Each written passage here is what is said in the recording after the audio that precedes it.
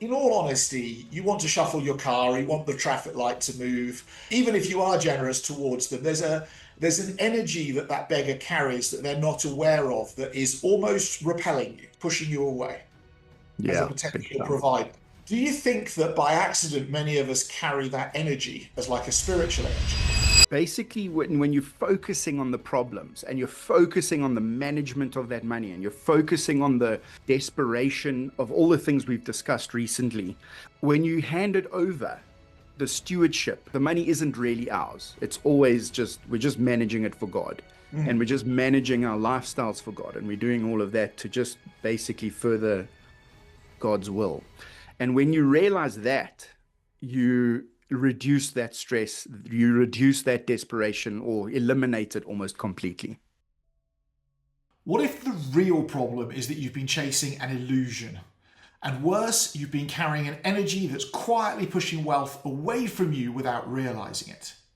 Well, today I sit down with the incredible David Le Roux of Pilot Insure, a man who spent 2 decades in the aviation industry serving pilots and professionals across South Africa.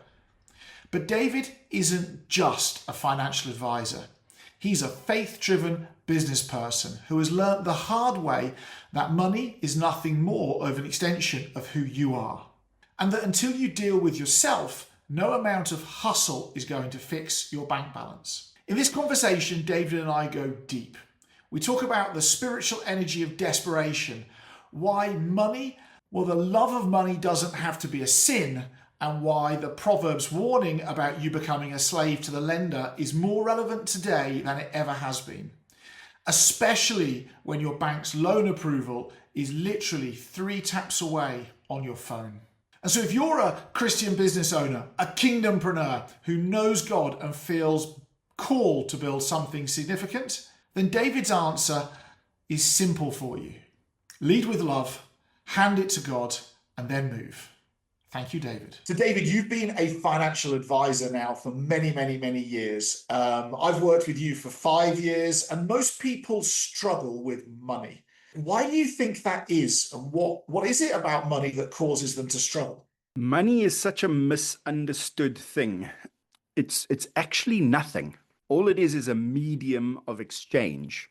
People don't realize, like, if there were no goods and services and no people to trade those goods and services with, we wouldn't have money. Money's just a token of a value of stuff that someone else has, or some that you can have a claim from someone else. So Mm. in its essence, it's not actually a thing. And so it's very difficult to understand. And really, money is an extension of ourselves. And so if you don't understand yourself and you don't trust yourself, you're going to have a big problem handling money, because it's just an extension of who you are. Mm. It's funny, for almost 100 years now, money has been literally a promise by the government to honor some digits on a piece of paper or on a computer screen, and nothing more than that. Yeah. Yeah. Uh, Exactly. And it can be misconstrued or reconstrued into different things in different ways. And I mean, even just the value of a gold coin is, what value do we place on it? It's purely, well, a lot of it is just sentiment in gold and silver. Some of it is actual application of what you can melt that gold down and actually apply it to. But in essence, like rare stones, rare coins, it's really just sentiment. And that just comes from in here. so would it be fair to say that we get attached to an illusion? Big time. Be 100% fair to say that. What do you think we have to do to change our relationship with that illusion? I think it's important to first identify that illusion and then to manage it. And by managing it, I mean managing yourself and learning to trust yourself. Because that's a lot of the reason why people are broke, is that they think that they don't deserve the money, or they think that when they do get the money, they're going to bugger it up or they're going to lose it. And it's the fear of having money that makes people broke. And I know that sounds strange, because everybody wants money. Everybody wants things and comfort and status and whatever else money brings, and obviously stability and all those things. But People want those things, but the relationship and attaching that illusion to those things is difficult for people, and there's a big disconnect psychologically for that for a lot of people. And so to manage that illusion and manage that themselves, I don't know if we're going a little bit too esoteric here, but No. to get in touch with yourself and to get in touch with the reasons why you want those things, the stability, the flash, the status, whatever it is that you want, first get in touch with the why, and then know that just getting the money is going to help you. But be comfortable in knowing that you want those, you really want those things. I've experienced something recently and for myself, and I wonder if you've seen this in other people. When I was broke, money carried an energy to it with regards to me. And I Hmm. spent quite a lot of time trying hard not to be broke and failing at trying hard not to be broke, right? Yeah. It's really interesting. I'm far from broke now. The energy of being broke hasn't actually changed. And I don't mean to say that I view myself as broke anymore. It's like if there's a level of problems that money brings, I had a level of when I was broke, the problem was how do I pay the bills? Can I afford a second-hand car? Can I even pay rent at the end of this month, let alone buy a few properties or whatever, right? There was a Mm. level of problem that you need to manage and deal with. Now I'm not a multi-millionaire in dollars, but I do very well for myself. The level of problems remains the same. And Yeah. now it's how many families I'm responsible for feeding. It's the writing the check to the tax man or the paying the Yeah. money to the tax man every year. Yeah. Do you think that people are one of the reasons they're staying broke is because they're looking for a problem-free life, and actually the acceptance needs to be the problems will remain, they will just change. The number and intensity of the problems remains. And that's the same with anything. That's with life, you know. If we go back, if you want land, you need to till the land. If you want property, you need to manage the property. If you want to rent out, if you want a hotel, I mean, that's the hardest job in the world is running a hotel. But Mm. so having the hotel brings its own problems. Not having the hotel also brings its own problems. So there's almost a set of scales between let's call it rights and responsibilities Correct. that it would be greedy to want to have all of the money and no responsibility to maintain it. Absolutely right. I'd like you to help me understand something. I think money's got a spiritual energy to it. Hugely. And if you pull up at a traffic light or a stop street or something like that, and there's a beggar going car to car, while you want to be generous and often are, in all honesty, you want to shuffle your car, you want the traffic light to move. Even if you are generous towards them, there's an energy that beggar carries that they're not aware of that is almost repelling you, pushing you away as a Yeah, big potential time. provider. Do you think that by accident many of us carry that energy as like a spiritual energy? Definitely. The energy that people feel when they're broke is similar to the beggar energy. And it's a bit of a desperation. And people don't like desperate people. We're hardwired not to because they're not making good decisions. We want to get Mm. away from someone who's desperate. Because when you're desperate, you're exactly that. You can't make good decisions. Well, you can make some decisions, but your decision making is impaired. And so people want to get away from desperation because in desperation you might resort to certain things. You might resort to, I'm not saying theft but it depends how desperate you are. If you're going to steal an apple from the market because you're starving, you're going to do that. So that's again, it's like those are the decisions that you make. When you have money, you sort of, even if you have a moderate amount of money, you're making slightly better decisions because you don't have the worry and the residual stress of how am I going to pay rent? How's the tax bill going to be paid? My kids are going to eat, the school fees are paid. Like that's all taken care of, and you're working from a much higher base, and you can make better decisions going forward. And so that's also why you can go from having some moderate money to having more money because your decision making level increases and capacity increases. But never make the mistake that the amount of problems that the beggar's got is different from the amount and intensity of problems that the guy with middle money has got, and the amount of money that and the amount of problems and the intensity of problems that the richer person has are all the same, and maybe actually increase over time because, well, in your own mind, you might have more problems, but in your mind, it's the same amount of I don't have shelter, I don't have food, and I don't and my family's left me to I've 100 people that I need to pay and make sure that the 100 million rand tax bill is paid and that I don't get foreclosed on. Those problems feel the same in your mind. Yeah, that's very, very true. And there's also as you have more money, you have a lifestyle creep that happens. And then there's the how do I maintain the lifestyle because actually, how do I maintain the lifestyle forever? It actually becomes the focus, and that becomes a pressure.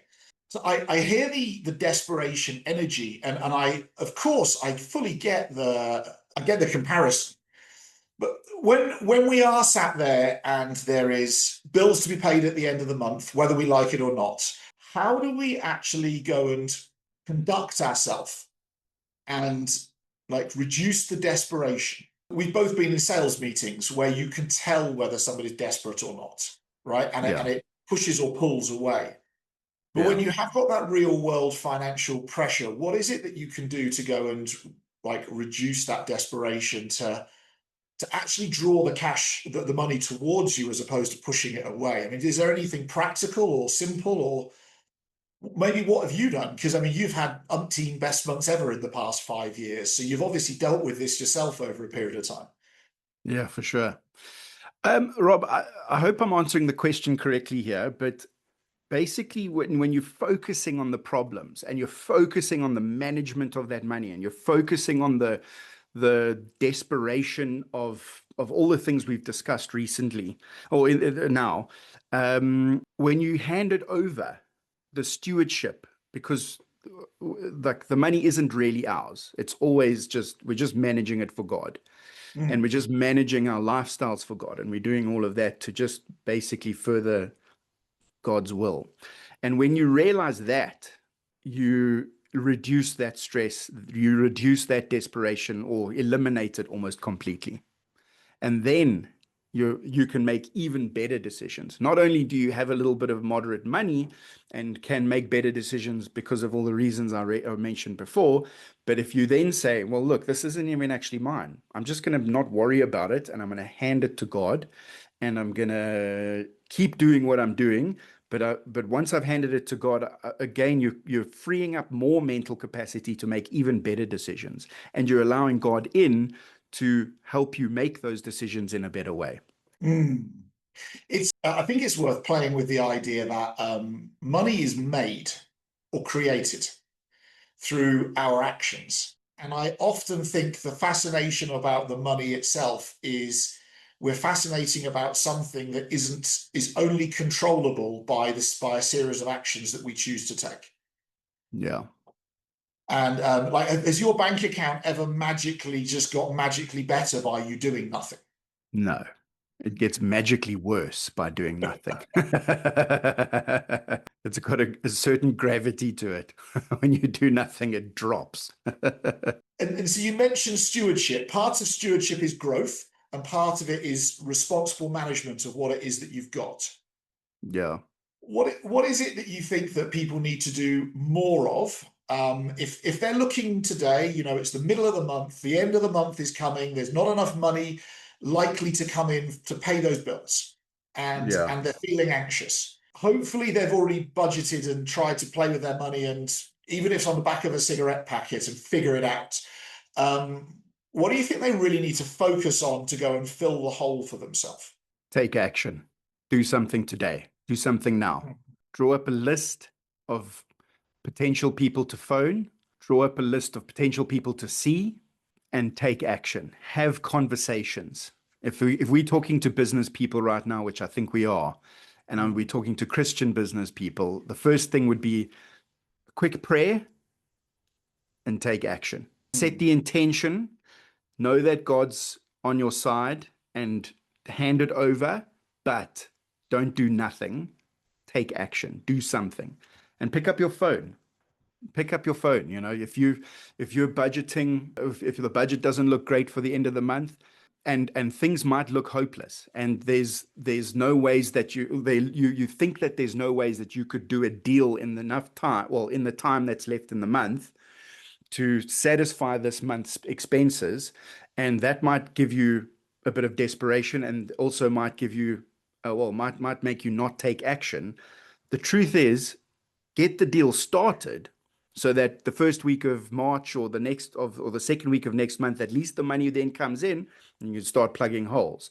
And then you've taken action and you've started the process of new deals that are going to come through the existing conversations that you're having now, so that the second, third, fourth week of March are then taken, or the next month are taken care of, and then just keep that ball rolling and get that momentum going.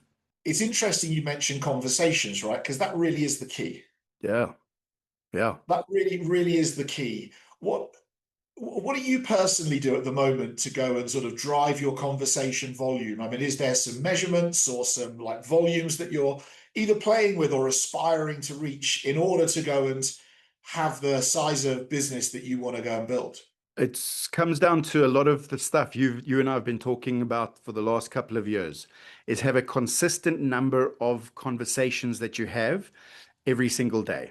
And I just want everyone to realize that a conversation doesn't have to be a two-way conversation on the phone right now in real time. A conversation is an email, a conversation is a voice note, because as long as you get forward communication from you and then communication back, that's a conversation, right? So start those conversations, get that going. So for me, it is 10 voice notes a day minimum.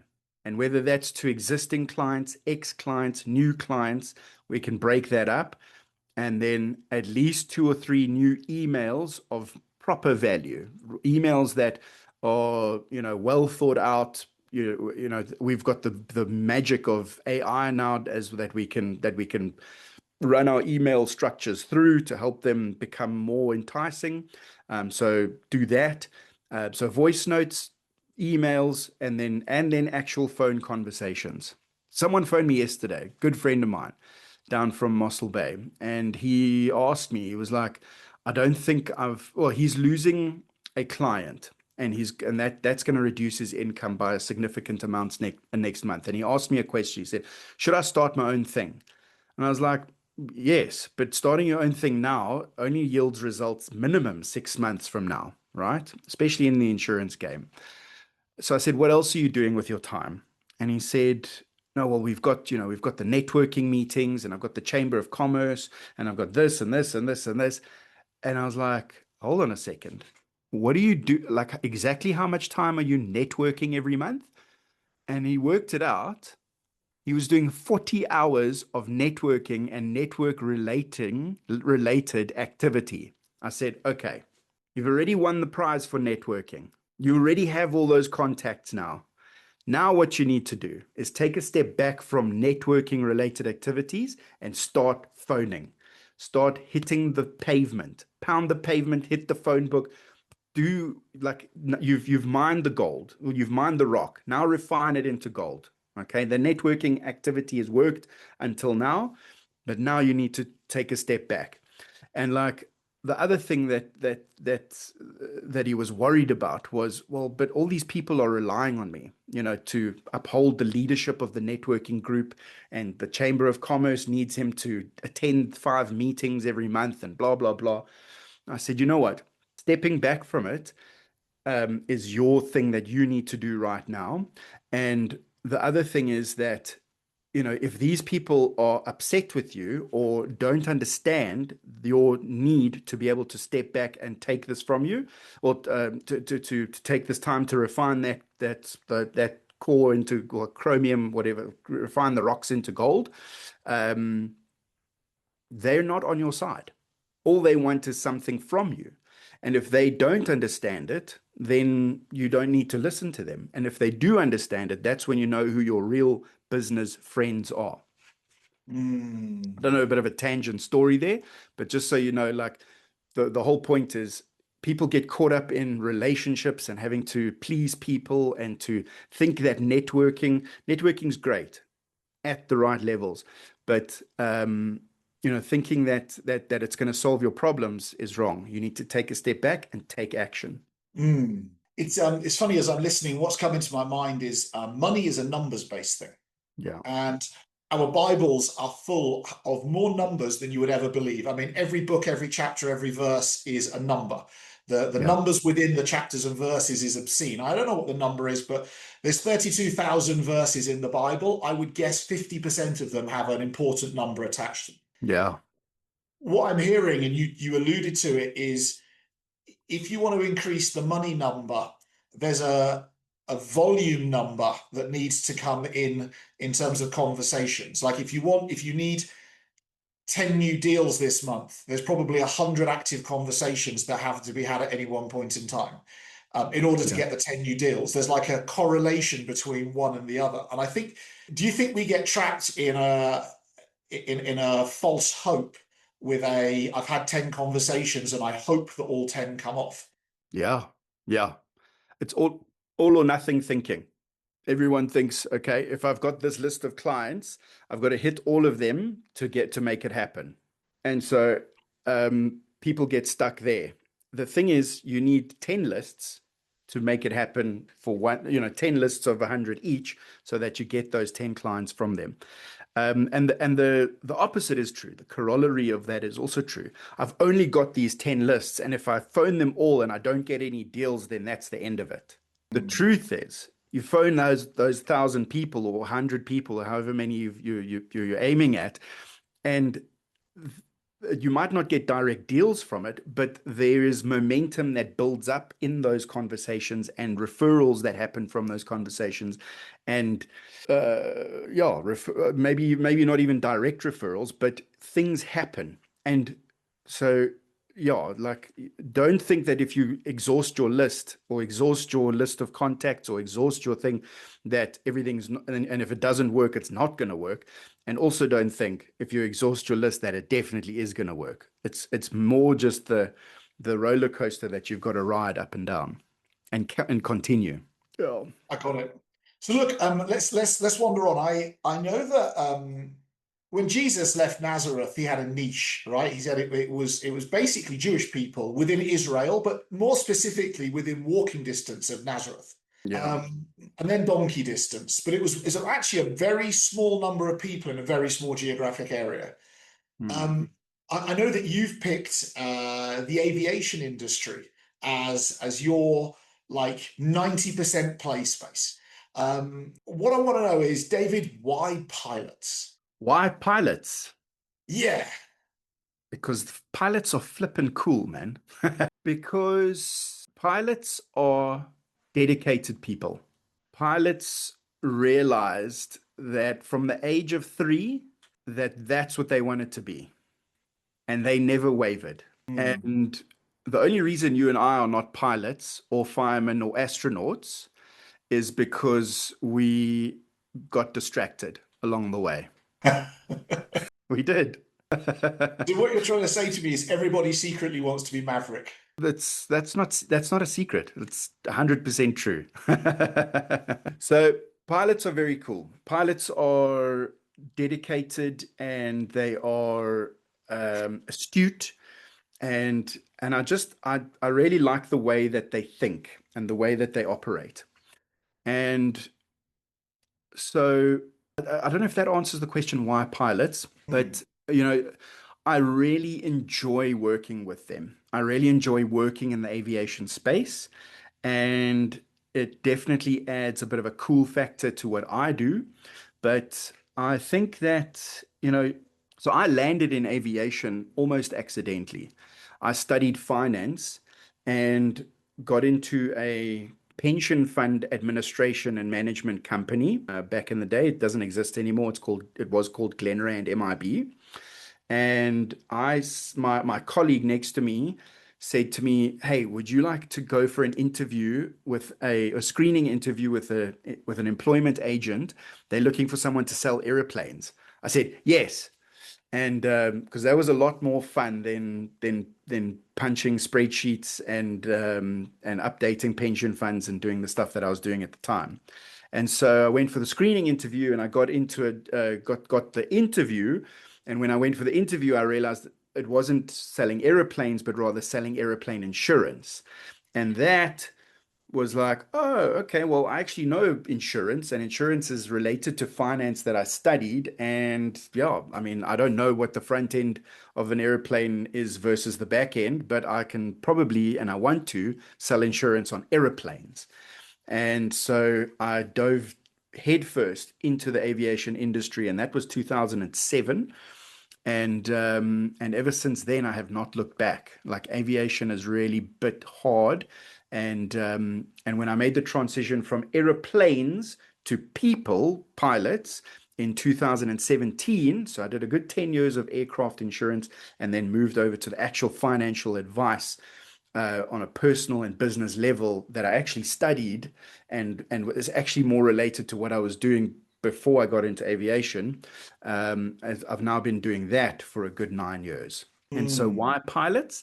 Because I've spent the last 18, 19 years of my life in aviation, and it's a really fun place to be. I love it. It's funny you use the word love there, and Jesus told us that love was the answer to everything. Yeah. And then he said, love God, love others as thyself. And you're talking about like loving the industry you're in, loving the clients you're in. I don't really see you as a financial advisor. I actually see you as like a aviation industry person who happens to be in the financial services world, which I know is different to most financial advisors, right? They are financial experts first, and then they happen to be involved somewhere else. And I see you differently to that. Yeah. How important do you think it is for our listeners to actually fundamentally love this industry that they're in and their clients? Like, what I see you at events, and it's almost like, well, if I make some money today or not, it's kind of all right because look at all those aeroplanes and what a cool place I'm in. Yeah. Rob, to answer your question, it's everything. It's the beginning and end of Mm, everything. You lead with love. And I can tell you that I didn't always lead with love. And in fact, I it was around about the same time when I transitioned from airplanes to people, insuring aircraft, and now insuring and advising doing financial advice to people. It was around that time that I realized that love was the guidance, or the beacon that we needed to work towards and to mm, hold. Insuring aircraft felt like at the time, and I was I was caught up in a different time of my life, and I was caught up in the industry way of the vibe of the industry, and it's very much in that side of things. When you insure an aircraft, it's almost like, ha, gotcha. And I've got you, and every single client feels like they're trying to tear away from you, but you have to hold on to them with, you know, business tactics and price and, some sort of like novel niche idea that you've got to hold on to these clients with. And when I started insuring people, it just became so much more rewarding. And I couldn't figure out exactly why at the time. And then I realized like it's actually such a much more personal thing that you're doing for this person. You're securing this person's family. You're securing them in the event of something horrible happening to them. You're financially securing this person's retirement, their wealth journey, all of those things. And all of those things lead to such bigger, better things. Like you say, like now that you've got money, now you've got to worry about seven other families that you've got to feed, you know? mm. So we're enabling that. We're enabling more people to have capital, to create jobs, to do those things. And that's when I realized like I've actually got to become friends with. I've actually got to love the people that are in my industry. I've got to love my clients. I've got to actually really not just look at them as like an ATM. I've got to become this person's confidant and friend and interact with them on a very different level. And when I realized that, that's when things started to skyrocket. Put the people first and the love and lead with love. If somebody sat here going, I don't really like my industry and I certainly don't like the clients, what's your best advice for them? Is it a learn to love it and learn to love them? Is it a get out? I don't know. Like, what do you think? I think learning to love your industry and your people and your clients is going to be a lot easier than starting over somewhere else. It's going to be a lot. You've already established yourself in a business and an industry. You to start over from ground zero somewhere else might be quick to get back to the level that you're at now, but don't get caught in the trap of like, oh, okay, well, that was fun until I got to the same level that I am now, and now I don't really like anybody, and it's still difficult, and it's still all the problems, and actually the problems are magnifying, etc. It's going to be a much easier process for you to knuckle down where you are, deal with the problems with love, and treat every single problem that comes your way and every fire that comes your way that you think you have to put out and have a difficult time with, reframe those problems as challenges from God, challenges from your family that will help you grow and become a better person. And that's easier to do when you love that problem, that person that's causing the problem for you. Mm. That's my answer, and probably applies to 80% of the people out there. There probably are 20% of the people that are just really in a terrible place and maybe in a very toxic environment. And those people maybe just need to find love somewhere else. Mm. And be prepared that that means a restart, right? It means a back to the drawing board type approach. Big time. Tell me, as we look on social media, there is vast quantities of financial advice kicking around. Big time. Like there's arrows pointing in every direction, and then there's arrows that like one point's left and the other one point's right on exactly the same topic. Yeah. What's one truth that you really wish more people could accept about money, like a piece of advice or guidance that you Mm. really think would set them free if they were just to go and accept the truth? Man, you've asked exactly the right question, because I wanted to get back to this point of just do something and Mm. keep doing something. So in business, if you're not where you are and where you need to be, start walking, start phoning, and walk and phone consistently. Okay, metaphorically. And Mm. the same is true for investing. And there's a lot of good advice out there, and like a lot of the guys are saying the same thing. And if you can find someone that really speaks to you, like actually subscribe to that person and start following them. A good one, I'll give everybody a free one here, is a guy called Money Munya, Modern Money on Instagram. He's a great character. His name's Munya. He's got the best advice outside of what I would give, but there is a lot of good advice, and the good advice there is start now, and don't think, okay, well, I'm already 45, I've only got 20 years left to save and invest, it's not really worth it, I'll just wing it. Wrong. If you're thinking I'm 55 and I've got 10 years left and I haven't got enough to save, but I'm just going to kind of do what I can, build my business, hopefully, or I'm stuck in a job, I don't have enough money to put away. I don't have 10,000 Rand or 50,000 Rand to put away every month, but I do have 500 Rand, but I'm not going to do the 500 because it's not enough. Wrong. Start. Put money away. And I've learned this lesson. I've learned this lesson with clients of mine where I've looked at them and thought, it's too late. It's too late for you to do it. But I started them anyway. And the 2 or 3 or even 400,000 Rand that they save up by the time they actually have to retire is not enough to retire on. But do you know what it is enough to do? Start a little business. It's enough to study something, and it's enough to gain a little bit of momentum, and it's enough to remove that level of desperation to do something that's going to give you a better future. What I'm hearing is money loves momentum. Money loves momentum. Money loves time. Money loves Mm. time. Money loves time, but give it the time. And if you've only got 5 years, and or only 10 years, or only 3 years, give it that time. So we've spoken a lot about money, but we both know that biblically we get, the love of money is the root of all evil, etc., etc. And it often, that verse alone often takes Christians to a place where they just remain broke. Yeah. What do you think a real interpretation of that love of money is? And do you have to have money in order to love it, or can having no money bring about a love of it? So there's a few questions there. um, the love of money is the root of all evil. I think that can be interpreted in a number of ways. And I think, as we said before, a love of money, it might be an obsession with money.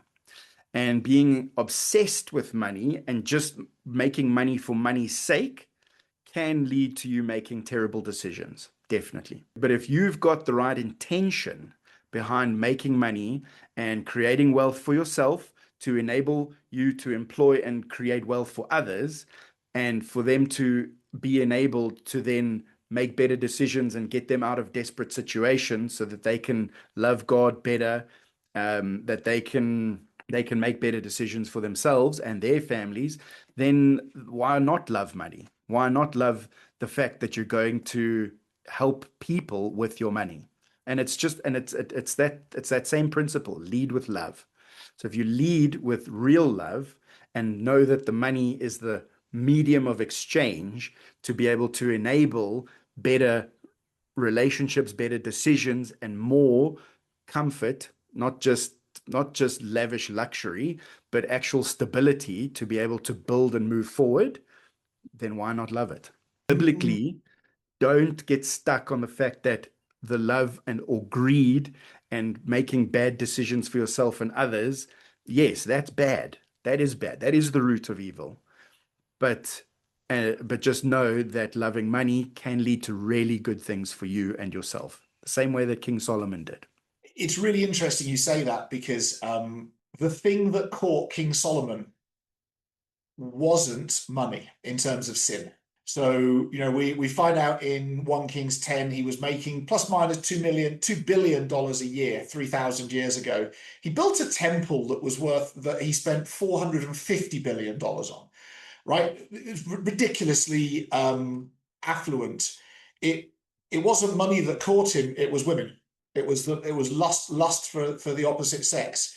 It was actually almost back to an Adam and Eve type circumstance. It wasn't actually the money Yeah. itself. And I find that fascinating, that's a biblical truth that's there. It wasn't the money that caught him. In fact, actually, he took all of his money and spent it on making Israel greater for God.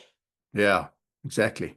Exactly. So you take the money and you make Israel, your Israel, whatever that is, your household, your business, your sphere of influence is your Israel, and you build that better for God. That's where that's where the love of money needs to be from. And again, I mean, I wouldn't say it was just women. I would say it was like the temptation of multiple bad things. I'm not saying women are bad things. I'm just saying like that's what caught him. And that's like with anything, money, guns, alcohol, too much sex. Those are all useful in their own way, in moderation at the right time, but in excess at the wrong time, all of those will amplify all the bad things that can happen to you. Okay, I've got two questions left. And the first one is, in Proverbs, it says we shouldn't become a slave to the lender. And then I'm going to go back to social media, because there's like Robert Kiyosaki was Rich Dad Poor Dad, boasting that he owns 1.2 owes the bank $1.2 billion in debt on the moment. He's like, it's the Yeah. best thing ever and everybody should do it. What do you hear when you say King Solomon in Proverbs say don't become a slave to the lender? And what's your advice to people about debt and borrowing and all those things? Like, Yeah. Tell us how, because I mean, you've worked with so many people and you've seen people, for instance, retire in luxury and Mm, retire in poverty. mm, I have. What's real?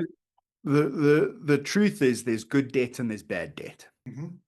And just like there's good money and there's bad money, and there's good alcohol and there's bad alcohol, and there's good temptation and bad temptation. Well, you know. And with debt, as an individual who, as a family person, like one business or whoever you are, a personal needs credit card or a personal needs overdraft is the biggest thing you need to avoid. And I know there are people that will fight me on this, but I will stand by my guns. Dave Ramsey says it, and that's where I learned it, to be honest. Avoid personal debt at every cost. Make another plan because you will make another plan. It's just too easy to apply for a quick credit card and get 15 grand on it and quickly pay that outstanding bill. It's too easy to just take a quick personal loan from the bank. It's on your app, it's on your phone. It's so easy. Like within seconds, you can have another 15,000 or another 30,000 or another 100,000 like this. And I've got personal experience with this. People in my family, like anytime the bank phones them and offers them 250,000 Rand extra on their credit card, foop, they take it. And I can tell you, it's already biting them in the ass.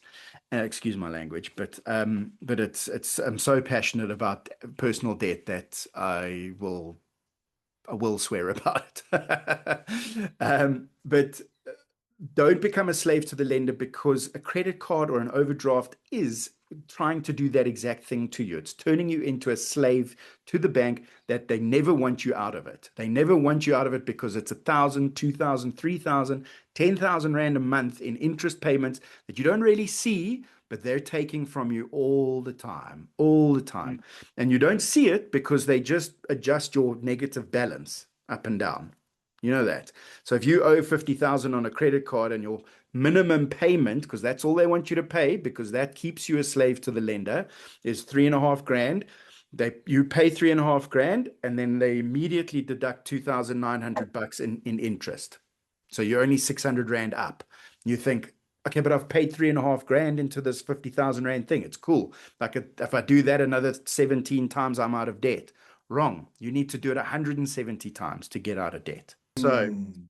stay away from personal debt as much as you can. Unfortunately, as humans, our human nature doesn't allow us, or it makes us, we're too easily turned into slaves, unfortunately. If you're not hyper vigilant and hyper cognizant and hyper aware about it all the time, it's a a very easy trap to fall into. So avoid them as much as possible, and rather make a new plan. Phone more people, speak to your family, speak to a financial advisor, get a budget, get a plan done. And I can promise you, just getting that plan done empowers you to, even though there's the 65,000 Rand debt that's like really a big monkey on your back and it's creating all the desperation in your life. Once you've got a plan, you create a bit of separation between yourself and that monkey. You haven't done anything, you haven't paid anything to it, but you know that there's a plan, you know there's a game that you can play, that you can beat that monkey off your back. Mm. So don't just get into more debt to pay off other debt and other nonsense. That's the bad side. That's the terrible debt. And the good debt? The good debt is the debt that Robert Kiyosaki is talking about. If I know the clip you're talking about, it's like when you owe the bank $1 million, then the bank's gonna hound you. And if the bank loses you as a client, they've only lost $1 million. But if you owe the bank $1 billion, the bank says, let's have a conversation. Let's talk. Because if they lose you as a client, they're on the hook. Okay. I'm not saying get into $1 billion worth of debt unnecessarily. If you can, fantastic. As long as you're going to use it for the right things, hand it to God. The whole plan should work. But good debt is business debt, but debt that you know for a fact that you've budgeted is going to buy you the stock, buy you the bucky, buy you the next branch of your business, buy you the franchise, that within 5 years, you've got the cash flows and the profit to make sure that that debt is well serviced, and that you're then employing 7 or 10 more people, and you're moving forward and you're getting out of that debt in a very structured time period. That's Because the good debt. Robert Kiyosaki's debt is all linked to profitable assets. So Yeah. he borrows whatever it is on $1,000 a month repayment, where the renter is paying him $1,500 a month.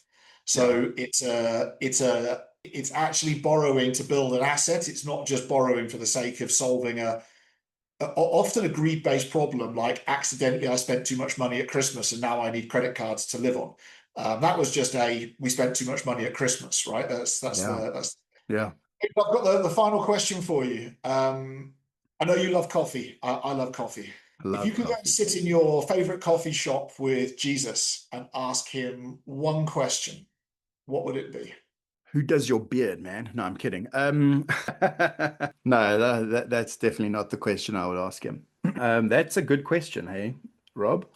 I would say to Jesus, what, like, don't we already have all the answers? Is that what you'd ask Jesus?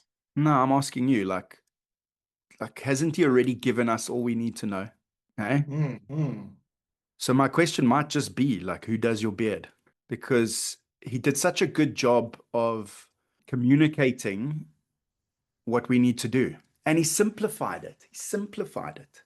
All the tenets and all the rules of the Old Testament were all shrunk into one. Lead with love. And so, like, it's almost like we don't have to ask him anything. He's given us everything already. We know It's why incredible. he did what he did. We know where he did it. We know who he did it with. We know what he did it for. I know that means why, but like, there's nothing to ask him really. He's given us the answers. The only thing that jumps to mind as you're speaking is I might be tempted to ask him, what am I missing?